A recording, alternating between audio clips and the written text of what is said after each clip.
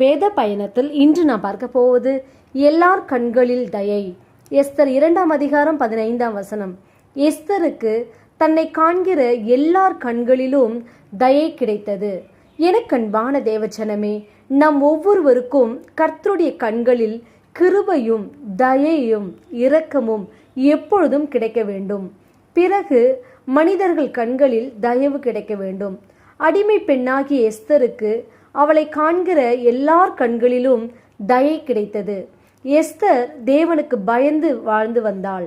தன்னுடைய சகோதரனாகிய மொர்தெகாய் இடத்திலே வளரும்போது அவன் சொற்கேட்டு நடந்தாள்.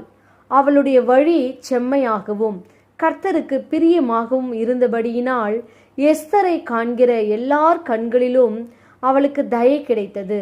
ஆம், உங்களுக்கும் தேவ தயையும் மனுஷ தயையும் கிடைக்க வேண்டுமென்றால் தேவனுக்கு பிரியமாய் வாழ்ந்து அவர் சித்தத்திற்கு உங்களை அர்ப்பணியுங்கள். நிச்சயம் உங்களுக்கும் எல்லார் கண்களிலும் தயை கிடைக்கும். நாம் ஜெபிப்போம். அன்பின் பிதாவை கேட்ட வார்த்தையின்படியே நீர் எங்களுக்கு செய்ய கிருபைக்காய் ஸ்தோத்திரம். இயேசுவின் நாமத்தில் ஆமேன். கர்த்தர் தாம் இந்த வார்த்தைகளை கொண்டு உங்களை ஆசீர்வதிப்பாராக. ஆமேன்.